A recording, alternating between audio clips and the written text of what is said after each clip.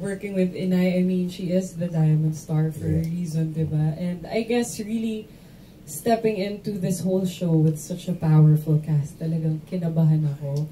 But I'm so grateful to everybody and of course Inay kasi tinanggap nila ako and they welcomed me and they were so warm to me.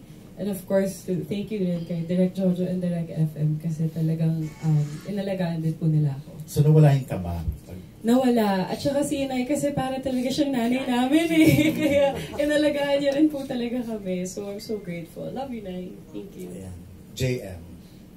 Ako po, yun nga po, Diamond Star siya. Sabi ko nga po kanina, hindi niya yung pinaramdam sa amin. Parang nanay po talaga sa set, inaalagaan niya po kami. And sabi ko nga kanina, naging challenge sa akin pagka nakaka-excite ako siya is nanonood ako sa kanya kasi sobrang galing. Okay. Parang nadadala ako sa scenes. Ayan. Kim? Ako naman, very generous si Inay.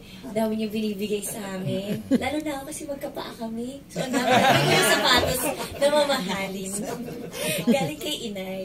Tapos, ang dami niyang pagkain lagi sa kwarto niya. So, pupunta lang kami doon. Tapos, magkukwentuhan kami, ganyan. And chikahan, ganon. Pero pag eksena na, yun na yun. Siyempre, kakabahan ako. Sandali lang, hindi pala kami mag-ano dito. So, parang medyo nininervous din ako pag magkaka-eksena na kami. Kasi siyempre, ang dami nang nagawang mga project at ka-eksena si Inay. Baka yung sampal ay medyo hardcore. Nangyari na ba? Hindi pa? Opo, Okay. nangyari na. Tsaka sobra po akong natigal-gal. Because? Siyempre, di ba, yun, pangarap ng isang artista na masampal. Di ba gumawa kang vlog, nagpasampal ka lang kay Inay? Oo. Okay. Yun, bucket list yun namin.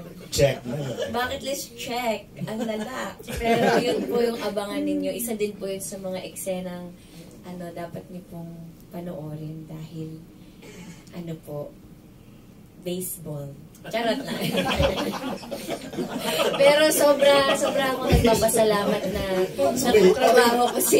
nakatrabaho ko po si Inay dahil habang ginagawa ko eksena kinakabahan ako. Habang pinanood ko yung eksena na yun, mas kinabahan ako para sa role ni Juliana. So, ang galing lang makatrabaho isang Maricel Soriano na ang tagal-tagal na sa industriya pero sobrang down to earth and very accommodating to help yung mga artistang katulad namin. Ayan. Of course, Paul. Kasi parang may mga confrontation scene kanina, di ba? Ang nauubos na po yung sasabihin ko, parang kinuha na po nila. Pero yun nga po, hindi ko po first time makatrabaho si Inay.